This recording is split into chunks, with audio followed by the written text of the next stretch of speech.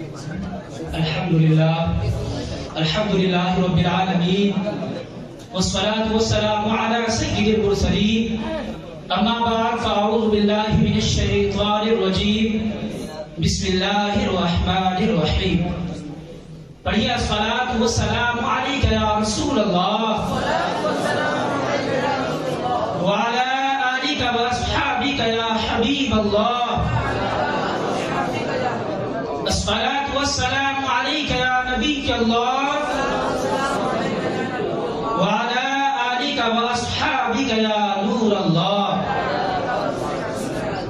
فرمان مصطفیٰ صلی اللہ تعالی علیہ وسلم ان اول الناس بی یوم القیامہ اکثرهم علی الصلاۃ. بے شک قیامت میں میرے سب سے قریب تر وہ ہوگا کہ جس نے مجھ پر کثرت سے درود پاک پڑھے ہوں گے.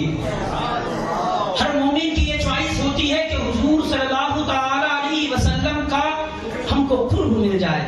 ہر مومن کے دل میں یہ تمنا پنپ رہی ہے. لیکن حال یہ بھی ہے کہ اگر کسی دنیاوی ہائی لیول کے انسان سے کسی کا کانٹیکٹ ہو جائے تو وہ کہتا ہے جانتے ہو, وہ پھولے نہیں سماتا ہے, وہ کہتا ہے کہ فلاں سے میں ریلیشن میں رہ رہا ہوں, فلاں کے ساتھ میں میرا اٹھنا بیٹھنا ہے. اور حقیقت تو یہ ہے کہ اس کی کوئی حیثیت نہیں ہے.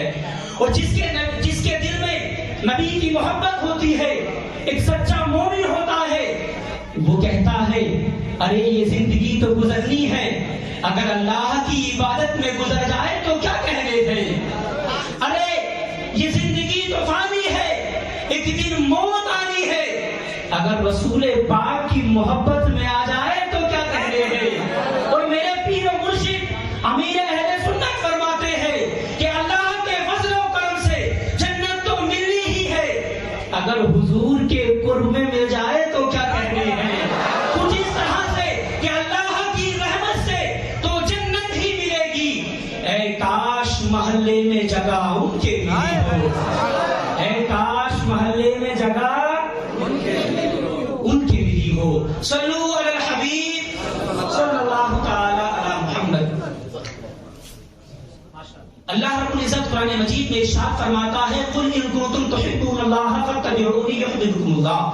اے محبوب فرما دو, اے لوگوں اگر تم اللہ کو دوست رکھنا چاہتے ہو تو تم میری اتباع کرو, میری فرما برداری کرو, اللہ تم کو دوست رکھے گا, اللہ تم سے محبت فرمائے گا, اللہ تم کو محبوب رکھے گا. قرآن پاک کی مختلف آیت کریمہ اور احادیث شریفہ سے یہ بات واضح طور پر معلوم ہو جاتی ہے کہ انسان کو اللہ, اس کے رسول اور اس کے بھیجے ہوئے دین اسلام سے بے انتہا محبت کرنی چاہیے.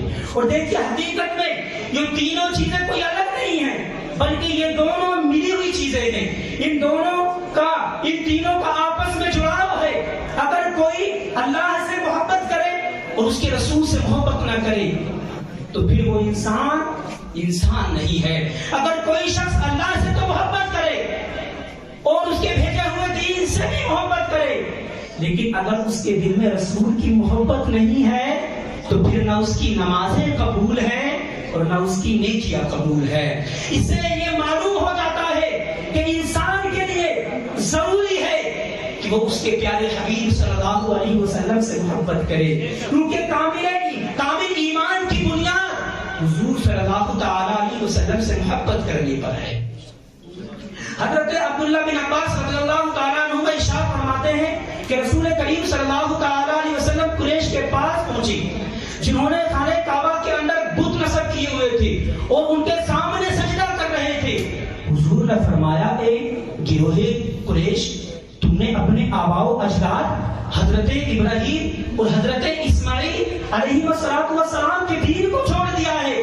تو انہوں نے کہا ہم نے ان کے دین کو نہیں چھوڑا ہے, بلکہ ہم ان بتوں کو اللہ کی محبت میں پوج رہے ہیں تاکہ یہ بت ہمیں اللہ سے قریب کر دے.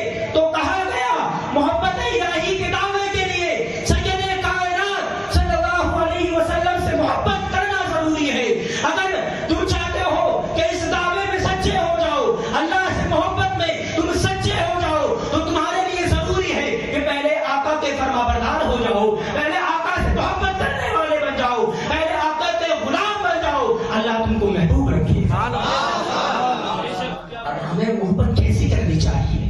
یہ بھی تو بات آتی ہے نا، محبت کیسی کرنی چاہیے؟ ہمیں ایسی محبت کرنی چاہیے جیسی کہ صحابہ اکرام نے کی ہے۔ صحابہ اکرام نے نہ صرف مال نہ اولاد بلکہ وقت آنے پر اپنی جانوں کو نبی کی محبت میں قربان کر دیا ہے۔ حضرت زید بن دثنہ کو جب کفار نے گرفتار کر لیا اور ان کو سولی پر چڑھانے لگے تو ان سے کہا اگر آپ کی کوئی آخری ڈیمانڈ ہو تو وہ ظاہر کر دیں۔ انہوں نے کہا میری کوئی ڈیمانڈ نہیں ہے۔ تو ابو سفیان نے کہا ہم تم کو ایک شرط پر چھوڑ دیں گے، اگر تم یہاں پہ اپنے پیارے آقا کو لا کے کھڑا کر دو تو ہم تمہیں چھوڑ دیں گے۔ جب یہ جملے سنے ہیں تو حضرت زید بن دثنہ کے جملوں کو سنو اور اپنے دل کی تختی پر اس کو نوٹ کر لینا۔ حضرت زید بن دثنہ نے کہا اے لوگو تم یہ چاہتے ہو کہ میں رسول اللہ صلی اللہ علیہ وسلم کو یہاں لا کے کھڑا کر دوں اور اپنے گھر والوں کے ساتھ میں جا کے صحیح سالم ہو جاؤں؟ اے لوگو سنو مجھے تو یہ بھی گوارا نہیں ہے کہ میرے آقا کے پاؤں میں ایک کانٹا لگ جائے اور میں اپنے گھر والوں کے ساتھ صحیح سالم ہوں۔ گویا کہ حضرت زید بن دثنہ فرما رہے ہیں اے لوگو کہ اللہ نے مجھ کو ایک جان دی ہے، اگر اللہ مجھ کو کروڑوں جانیں دیتا، اگر ضرورت پڑتی نبی کی محبت میں قربان کرنے کی تو میں مسکراتے ہوئے نبی کی محبت میں قربان کر دیتا اور نبی کی عظمت پر میں بالکل بھی آنچ نہیں آنے دیتا۔ ایک جان کیا ہے اگر ہوں کروڑوں، تیرے نام پر سب کو بارہ کروں، تیرے نام پر سب کو بارہ کروں میں۔ صحابہ اکرام، ابو سفیان نے کہا کہ یہ صحابہ اکرام یہ نبی کے ساتھی تو نبی سے ایسی محبت کرتے ہیں کہ دنیا میں ان کے جیسا کوئی نظر آتا ہی نہیں ہے۔ ارے یہ کفار نبی کے صحابہ کی تعریف کر رہے ہیں۔ کیوں تعریف کر رہے ہیں؟ کیونکہ یہ جنگل میں اترتے تھے تو حضور کی محبت سینوں میں لے کے اترتے تھے، نبی کا عشق سینوں میں لے کے اترتے تھے۔ کسی نے کہا تھا کہ